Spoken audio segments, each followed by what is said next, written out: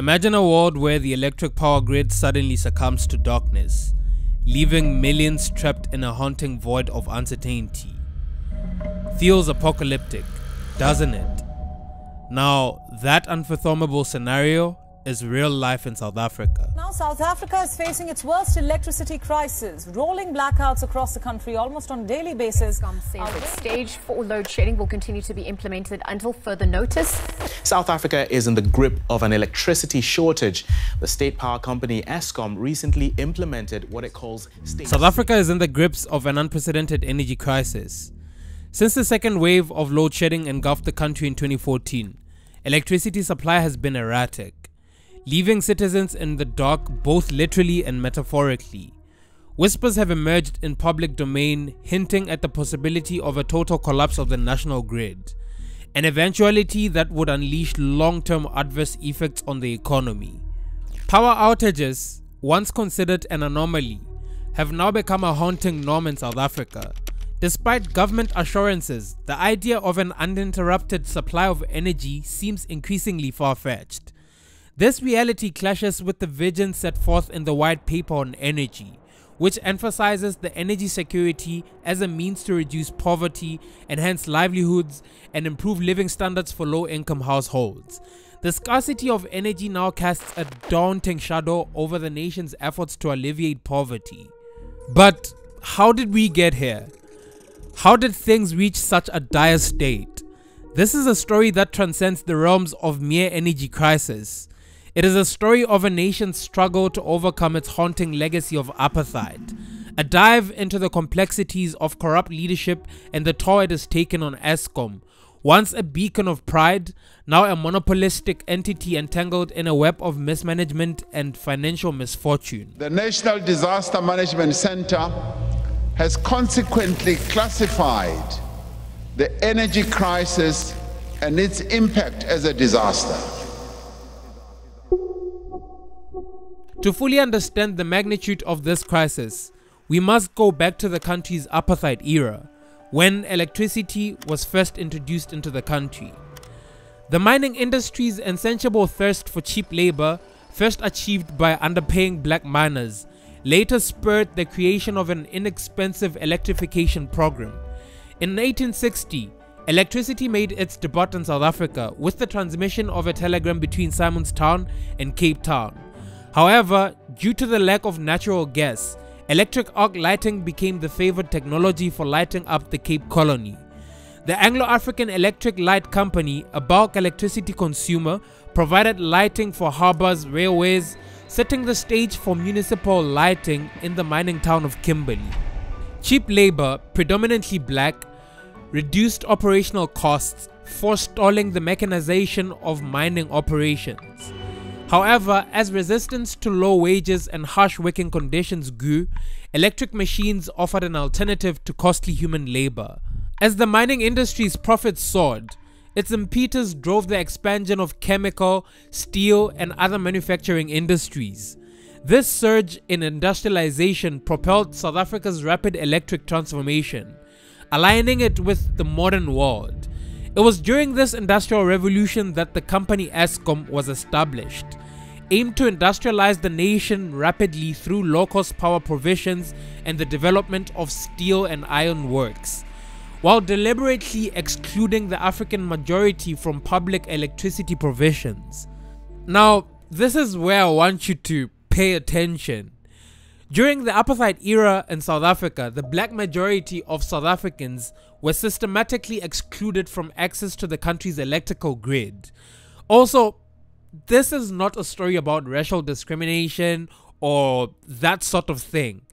I just can't seem to touch a story on South Africa and not talk about apartheid, especially in the historical context of things. Anyway, after the end of apartheid in 1994, a major priority for the new South African government was to expand access to essential utilities, including electricity, to the segment of the population that had been historically excluded under the discriminatory regime. The government recognized the urgent need to address the stark disparities in electricity access between different racial groups.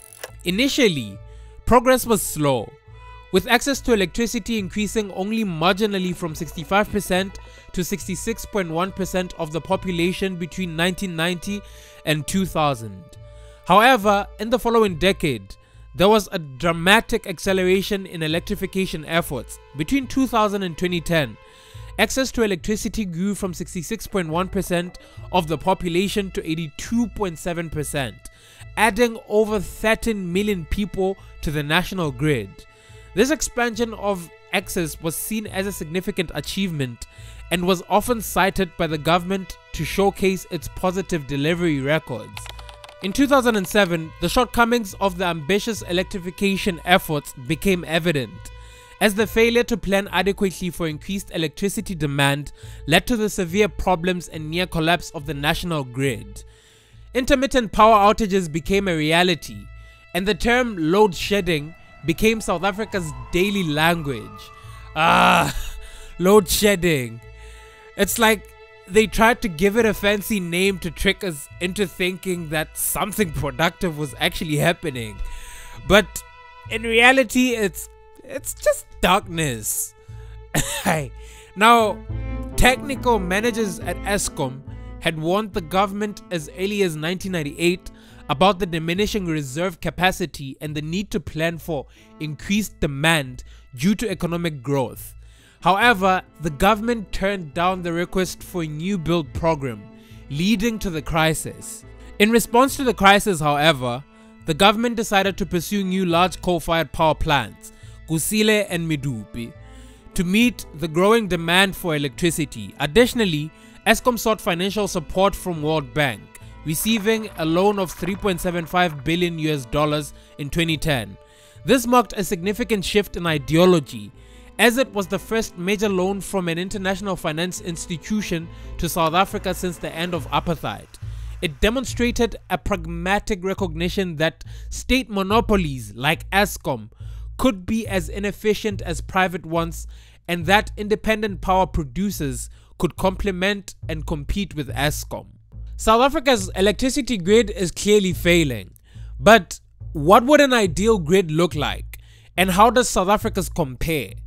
A robust grid boasts a critical feature, which is creating buffers that surpass peak electricity demand, like a reservoir of energy surplus. These buffers offer power stations the luxury of running below maximum capacity. This strategic cushion minimizes the risk of failure, extends the station's lifespan, and curtails maintenance costs. Moreover, a well-buffered grid fortifies against catastrophic blackouts that could ripple through the entire system. Unluckily, South Africa's grid wears a thin buffer cloak, failing to meet the 15% to 20% threshold set by international standards. This precarious balance exposes power stations to increased wear and tear, raising the likelihood of failures at these critical installations. The lack of sufficient system-wide buffers manifests in Eskom's struggle to meet demand, resulting in the dreaded load shedding phenomenon. South Africa's electricity grid faces a lot of challenges, some of which were brought about by trying to fit in millions of black families previously excluded from the grid without the capacity to do so. However, while the legacy of apartheid plays a role, it is but one piece of the puzzle contributing to South Africa's current energy crisis. The bigger picture here is rampant corruption, mismanagement, and ineffective governance. And what part has corruption played in this? It's one of the elements. It's one of the elements. But I would say the biggest problem has been policy deadlock. There's been a hiatus of about 7 years, I think, that the replacement of new generation has stalled, and we haven't done it, and that's been the biggest problem. And then if you add on to that corruption and other things, it obviously doesn't help. Historically, Eskom's rise to prominence began in 1923, when it was established as the Electricity Supply Commission, providing electricity to the nation from 1925. Over the following decades, Eskom expanded its transmission system to an impressive 220,000 kilometers of power lines, connecting major cities across the country. By the end of 1990, Eskom was proudly supplying more than half of Africa's electricity, and its efficiency was highlighted by being recognized as the world's low-cost producer of electricity in its 1994 annual report. However, as the years passed and political dynamics shifted, Eskom's fortunes took a sharp turn under the ANC government, particularly during Jacob Zuma's tenure as president. Corruption, incompetence, and political meddling eroded the once stable foundation of the power utility. This unfortunate combination of factors has led to Eskom accumulating a staggering debt burden, exceeding 400 billion rands and potentially escalating to 600 billion rands, effectively rendering the company technically bankrupt. Former Finance Minister Nhlanhla Nene aptly pointed out that Eskom's precarious state represents the single biggest risk to South Africa's economy. The power utility's downturn spiral has far-reaching consequences, disrupting the backbone of any modern economy, electricity supply.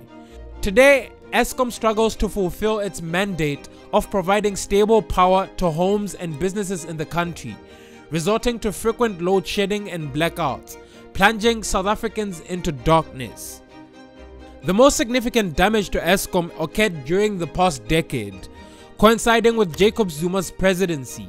In 2008, Eskom still operated relatively efficiently, boasting low electricity costs and competent workforce. However, with Zuma at the helm, the situation rapidly deteriorated. Political appointments replaced skilled individuals, and corruption seeped into the company's core.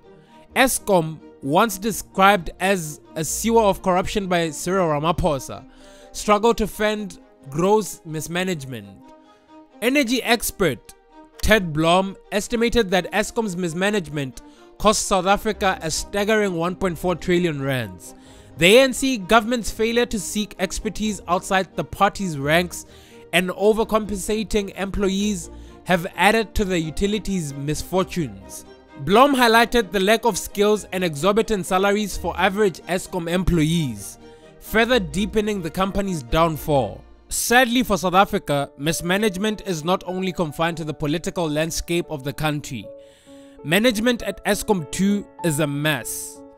Over the past decade, the company has experienced a staggering turnover of leadership, with 6 chairpersons, 5 chief executives, 7 finance directors passing through its ranks, raising serious concerns about stability and effective decision making. Such frequent changes at the helm of the company have undoubtedly contributed to its inability to navigate the challenges it faces and effectively manage the energy crisis. The most serious leadership crisis struck Eskom during the height of load shedding in 2008 and 2009. Under the leadership of Chairperson Bobby Godsell, Chief Executive Jacob Maroga's contract was terminated amidst disputes of his resignation in light of the load shedding crisis.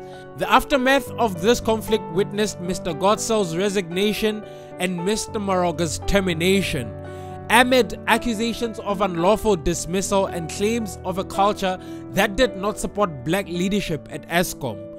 The infighting and discord among the top executives severely disrupted the company's operations and further weakened its credibility. Okay, corruption, sabotage, mismanagement, theft, the hand of apartheid, there's a lot going on here. I guess at the end of the day, the most important question is South Africa a failed state?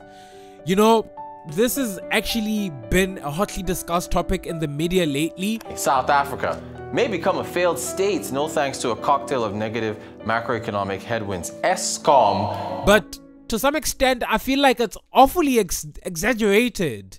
I think it's complete baloney to view South Africa as a fallen state. It all truly sounds like Western propaganda. Don't get me wrong though, I am not by any chance trying to downplay the country's crisis. South Africa's current state is marked by numerous challenges, but it falls short of being classified as a failed state. While the country faces deep-rooted issues across various sectors, it still retains some level of governance, political stability and control over its territory. The nation has come a long way since the end of apartheid, and despite the challenges it faces, it has not experienced a complete breakdown of government authority or widespread lawlessness. One of the critical aspects that differentiates a failed state from others is the absence of political stability. In South Africa, there have been political tensions, yes, occasional protests, and criticism of the government's handling of various issues. However, the country continues to hold regular democratic elections, and the peaceful transition of power through democratic means has been a consistent feature. The central government still maintains some control over the nation's affairs, even if it faces criticism and opposition. Despite a high crime rate, the country maintains a functioning law enforcement and a judiciary system, actively working to combat crime and uphold the rule of law. Economically, South Africa grapples with high unemployment, income inequality, and slow growth. However, it possesses a diverse economy with strong sectors like mining, agriculture, and manufacturing, necessitating efforts to address inequalities and foster sustainable growth. Yes, South Africa faces multiple challenges that demand urgent attention and proactive measures. However, it does not classify as a failed state, or at least not yet. Thank you for watching today's video. Do comment, subscribe, and like. You know the drill. Anyway, see you next time, as always.